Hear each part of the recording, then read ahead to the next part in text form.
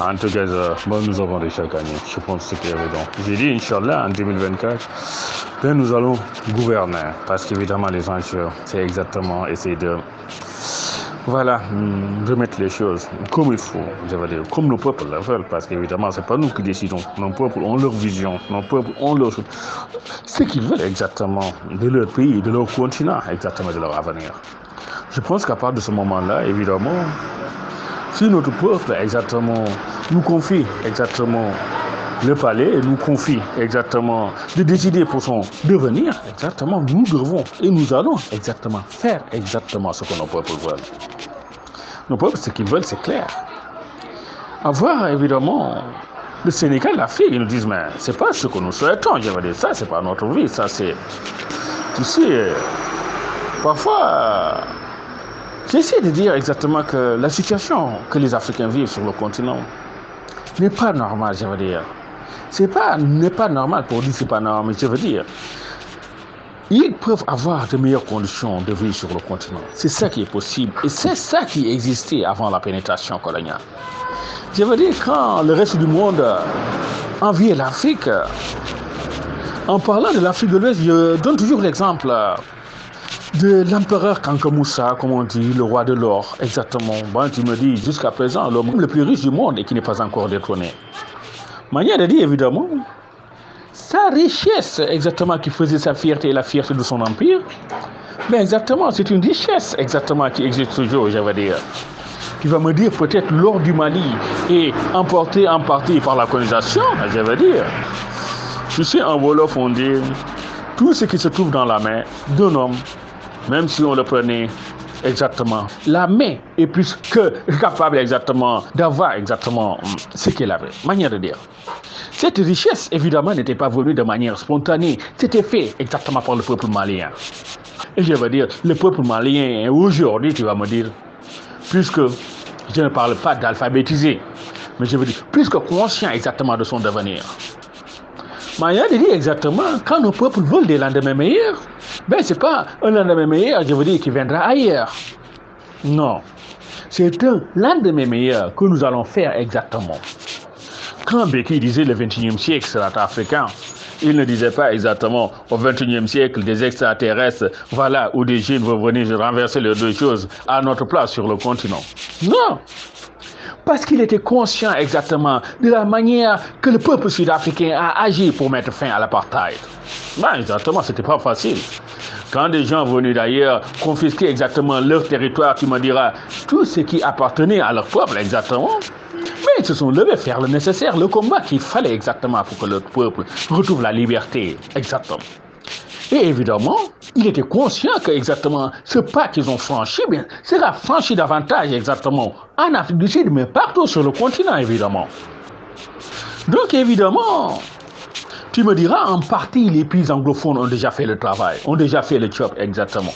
Mais je dis les pays francophones, exactement, c'est un club de je ne sais pas quoi.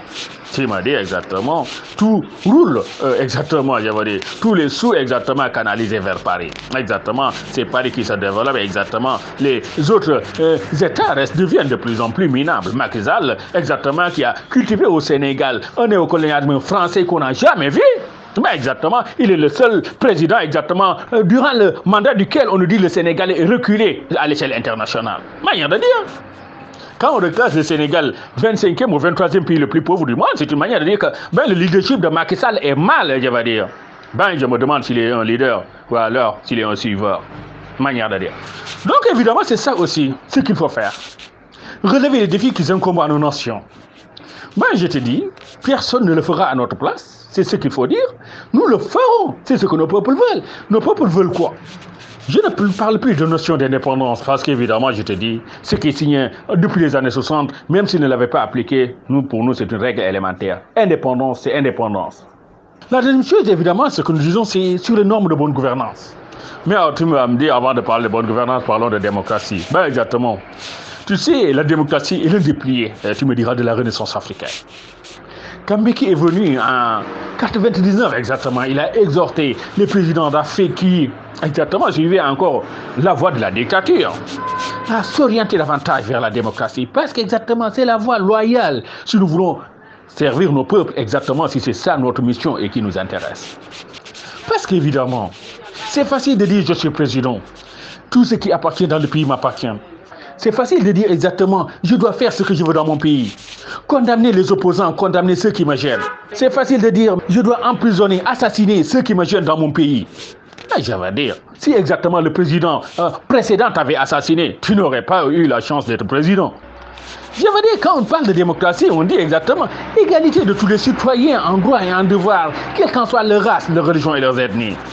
Quand on dit exactement dans les États, c'est pas parce qu'on est président qu'on doit verrouiller, je veux dire, les portes du palais exactement. Non, je veux dire, quand tu es président, il faut se rappeler exactement qu'avant toi, il y avait un président qui n'était pas de ton parti exactement.